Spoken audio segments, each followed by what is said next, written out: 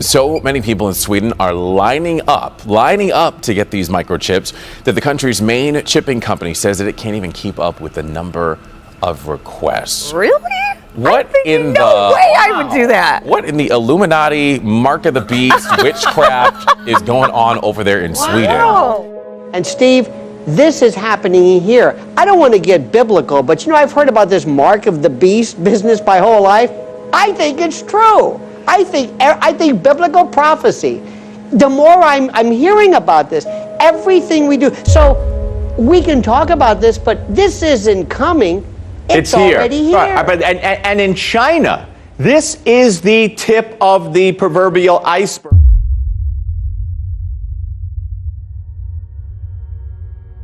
Couldn't sleep, so I came to the church. In the middle of the night, Pastor John Gray took to Instagram to speak with his followers about the anniversary gift he gave his wife of 8 years.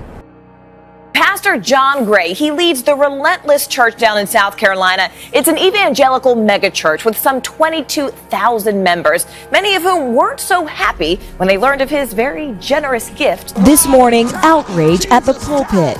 Get that in your spirit. John Gray, a megachurch pastor in Greenville, South Carolina, speaking out after facing fierce criticism for buying his wife a $200,000 Lamborghini. First of all, it wasn't a pastor that bought the car. It was a husband that bought the car. And I won't ask permission from anybody to do it. Video surfaced this week of the pastor presenting the car to his wife in celebration of their 8-year wedding anniversary. But the image was soon taken down after response to the pastor went viral. Gray says the money comes from his book deals and from his reality TV show, The Book of John Gray, on the Oprah Winfrey Network. Gray is a former associate pastor at Joel Osteen's mega church in Houston. Osteen, who lives in a $10 million mansion, famous for preaching the gospel of prosperity. Gray echoing that message, saying he deserves everything he's got. This story has plenty of people talking with mixed opinions on social media. Right down our Facebook page, David writes, I believe this is between him and God. Let us not judge him as all of our days, that is, will come to stand before Jesus Christ. Meanwhile, Donald says, my understanding is he is a New York Times bestseller. This is just like everything else. People are mad at him because they can't be him. We also have a poll right now on our Facebook page asking you what you think about that purchase. So far, close to 11,000 people have already voted, and right now about 75% of them say that gift was inappropriate.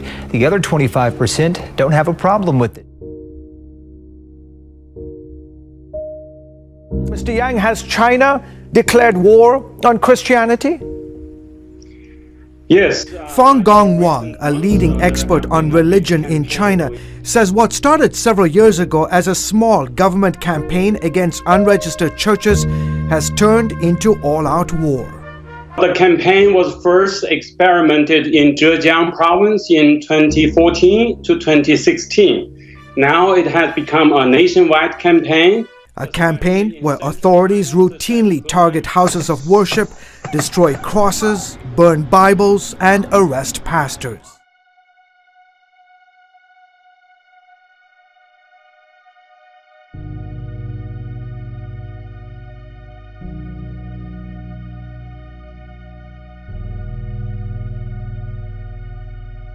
On December 9th, authorities in the city of Chengdu arrested prominent Christian pastor Wang Yi, along with his wife and 100 members of Early Rain Covenant Church. Authorities shut down the church and charged Pastor Wang with inciting subversion of state power. He and his wife could face up to 15 years in prison if convicted. Well, Chinese authorities have developed a new surveillance tool. It's called the Gait recognition. It's a software that can identify people using their body shapes and how they walk, even if your face is hidden from a camera. This is already, in fact, being used by police in China, and it's raising a lot of concerns about how far this technology will go and how deep will this deep brother thing go in the country.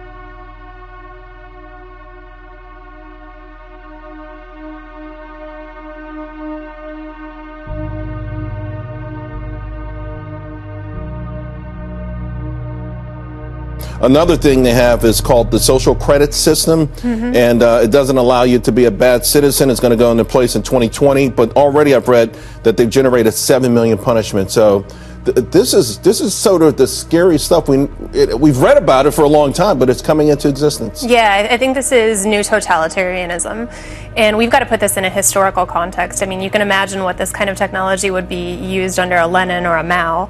Unfortunately, the trajectory of human rights and freedom in China is going the wrong way. We've seen Xi Jinping in many ways take plays out of Mao's playbook. So I think this is incredibly disturbing.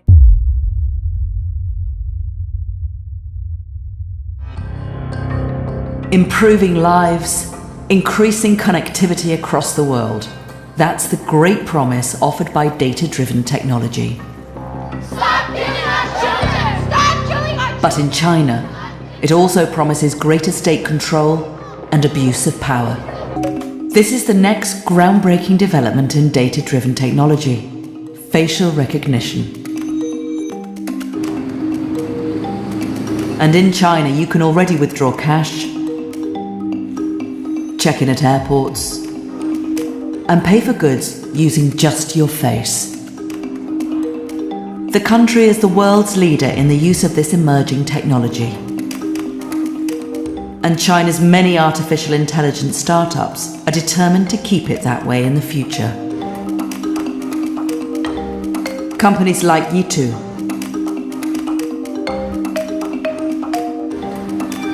We're pioneering artificial intelligence research and innovation in the hope of creating a safer, faster, and healthier world.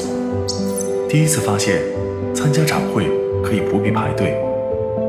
Gait is creating the building blocks for a smart city of the future, where facial recognition is part of everyday life. This could even extend to detecting what people are thinking. 人工智能 Facial recognition, they can read people's emotions, and we are actually now working on these innovative demonstrations and technology. But the Chinese government has plans to use this new biometric technology to cement its authoritarian rule. The country has ambitious plans to develop a vast national surveillance system based on facial recognition. It'll be used to monitor its 1.4 billion citizens in unprecedented ways, with the capability of tracking everything from their emotions to their sexuality. What you buy, how you spend your time, if you jaywalk, if you smoke on a train, if you criticize the government, even a family or friends. I mean, this is... It's going to track what apps you're on your phone. It is Big Brother writ large, and if you think about the steps that Venezuela, Russia, and China are taking to implement their own cryptocurrencies, by 2020, I suspect they will be able to track their citizens' every economic move. I mean, the disparagement of economic freedom, of personal liberty. I mean, just when you think that China is so strong and clamps down so much, if there's an economic slowdown coming, they're going to have to maintain social order. Thousands of people in Sweden have opted to trade in their ID and their credit cards for tiny microchips that would be implanted like underneath their skin. Yeah, these chips are supposed to take the place of key cards, rail cards, credit cards. The chips are typically the size of a grain of rice and are implanted just under the skin between the thumb and forefinger. So many Swedes are lining up to get the microchips that the country's main chipping company says it can't keep up with the number of requests. The future is a wave of a hand away. In case you missed it, here it is again.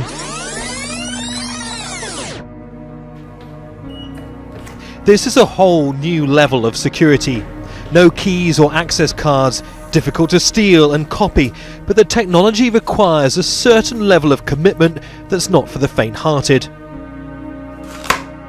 So this is where the microchip implant story begins, for those who want them at least. Banking, security, general users, so contactless payments, passport data, all could be stored on these microchips and embedded in your hand. Comes down to convenience, I suppose, for a lot of people. It's very hard to lose your hand. This is one of several implant firms reportedly in discussions with British financial and legal companies. The names of the companies are being closely guarded.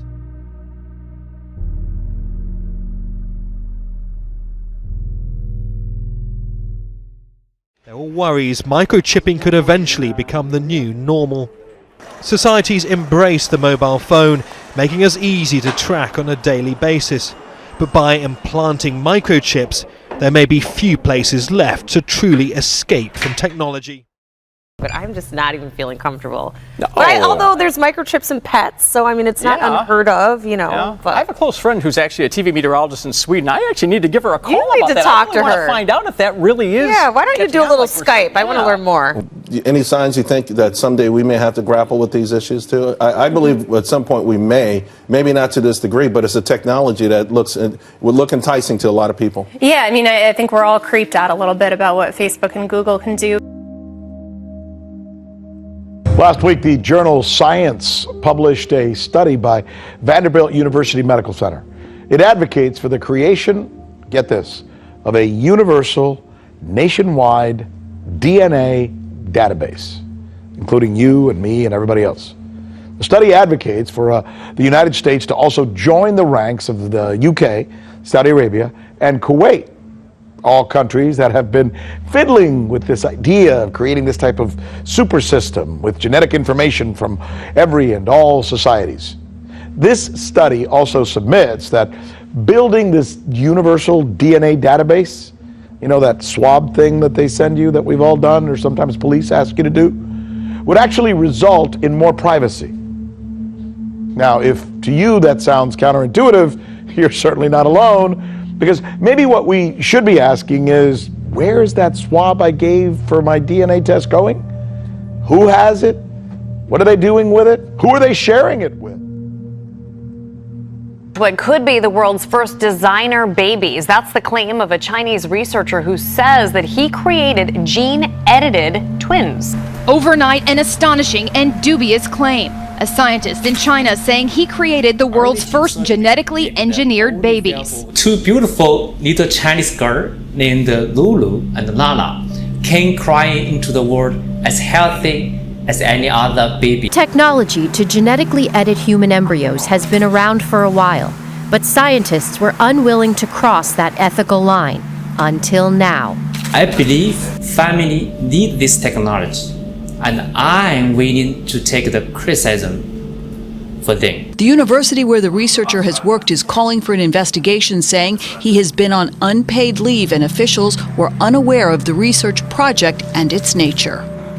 So creating these genetically modified babies, allegedly, that happened is being called dangerous and unethical. And with this story, it's not a question of whether this could be done at all. It's a question of if, when, why, and how. And let me just tell you what we're talking about. It's a technique called CRISPR, gene editing. You take a strand of DNA which codes for genes, and this CRISPR actually works like a scissors, removes the gene, and then this DNA heals itself. So whatever this gene codes for, a disease, a condition, in theory, maybe even other things like hair color, is now gone. If they really understood the full consequences of what was being done. It's amazing. One person making a decision to affect One person mankind. changing the genetic code of the human race. For generations. For generations. It's helping them to identify wanted suspects in real time. What worries some people here is that as the technology develops, so too does the capacity for it to be abused. 那么所有的人在这个生活当中都处在严密的监控之下你不能做任何政府不喜欢的事情如果是这样子的话，我个人认为就相当于进入一个极权主义的一个状态，这是一个很恐怖的状态。 Already the authorities are using facial recognition to name and shame citizens, even for minor offences like jaywalking. And in China, this is the tip of the proverbial iceberg, because their plan is that by 2021, they're going to have 600 million cameras all over the country. Every citizen, seriously, every citizen will be tracked. I know this. And they're going to be given a score. They're going to be given a behavioral score, and if the score is good, if you act good, you get perks like better transit, better transportation, better hospital, a gym membership. If you're bad, you get put on a blacklist and you suffer problems with travel and other issues. Steve, I mean, that's Steve, as Orwellian as it gets. This is going on now. In fact, have you ever noticed here in New York City, where I am and you are, do you know that whenever there is any murder, anywhere, any suspect, we always have a picture of him. And nobody ever says, wait a minute, are there cameras on every corner? Yes. And let me also tell you something. For those of you who are trying to get your credit scores okay, you know, your FICO and this FICO and Equifax, there are going to be new algorithms, seriously, that are going to base your credit worthiness not so much on your payment history and all of the usual factors, but who your friends are, how long you are online. Do you ever get anything from Apple, which I do, that says, here's your productivity. This is how long you've been either on your phone or wasting your time. Steve, this is not the future. We live in a 24/7 real-time panopticon. We are watched every step of the way. And what scares me even more is not that we're talking about this, but that the newer generations who were born in captivity don't have any appreciation for this thing that you called Orwellian, this dystopian horror story that's been written. And that's great. Now. That is a great, seriously, all kidding aside, born into captivity or born in captivity, that is a great way to put it. His sermons, many of them widely circulated on social media, soon made him a rising star and an important player in the Christian revival that was sweeping China. All that has come to a screeching halt with his arrest and the closure of the church. Still, members of his congregation vowed to keep meeting despite the risk of arrest.